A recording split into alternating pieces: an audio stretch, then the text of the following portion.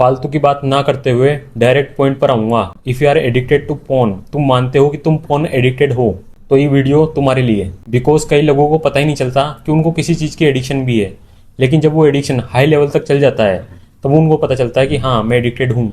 तो सुनो, इस वीडियो में 3 फैक्टर्स पर बात करूंगा। इसके बाद टेम्पटेशन छोड़ो, तुम हंसोगे, लिटरली तुम हंसोगे जब भी कोई ऐसी चीज़ तुम्हारे सामने आएगी। ये 3 फैक्टर्स तुम्हारे टेम्पटेशन को एकदम तबाह कर देंगे। Number 1, everything is planned. अगर तुम्हें 1% भी लगता है ना कि उस मूवी में जो हॉट सीन चला था वो शायद एक कोइंसिडेंस होगा या गलती से लग गया होगा, तो भाई तुम सबसे बड़े गधे कहलाओगे। बिकॉज पावर में बैठे लोग यही चाहते हैं। एक सांड कभी खेत नहीं जोतेगा, लेकिन उसकी बोल्स कट कर दो तो वो खेत जोतेगा। अब इसका क्या मतलब हुआ? इसका मतलब ये हुआ कि उसकी मैस्कुलिनिटी, उसकी ड्राइव जो कट गई, अब उसको कंट्रोल करना इजी हो गया। सिमिलरली जो जनरेशन इजी पोर्न एक्सेस मिल गया, डेली मास्टरबेट इजैकुलेट कर रही है, उसकी मैस्कुलिनिटी खत्म हो गई, अब उसको कंट्रोल करना इजी होगा। इसीलिए आज के टाइम पर हर मूवी में गंदे सीन, गानों में गंदे सीन, ये सब कुछ प्लान्ड है।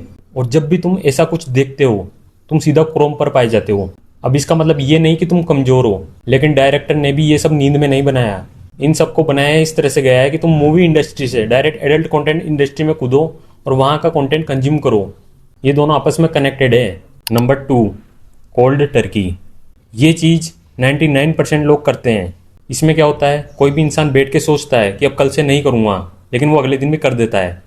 Cold Turkey one of the hardest way, but अगर ये काम कर गया तो ये तुम्हारी एडिक्शन को एकदम ख़त्म कर देगा। बट ये थोड़ा हार्ड है, बिकॉज तुम अपनी उस टेम्पटेशन से लड़ रहे हो जिसने तुमको एडिक्ट बना रखा था इतने सालों से। लेकिन अब इस मेथड को ट्राई करो और खुद को बोलो कि अब से मैं इस एडिक्शन को छोड़ रहा हूँ, अब मैं इसको नहीं करूँगा।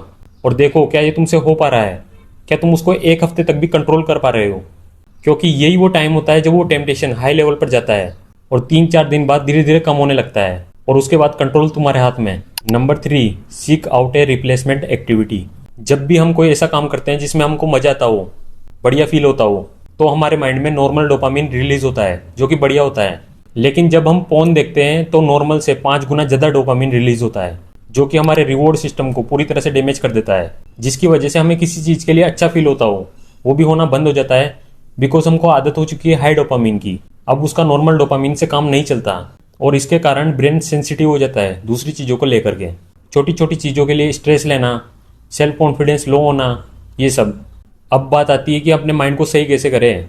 किसी भी हैबिट को छोड़ने का यूनिवर्सल लॉ है कि उस हैबिट को रिप्लेस कर दो किसी दूसरी हैबिट के साथ।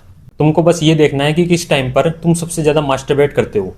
उस टाइम पर कॉमेडी वीडियो देखो, क्रिकेट खेलो, जो करना है वो करो, लेकिन मज़ा आना चाहिए। अगर मज़ा नहीं आया तो तुम्हारा माइंड वापस फोन की तरफ भागेगा मज़े के लिए।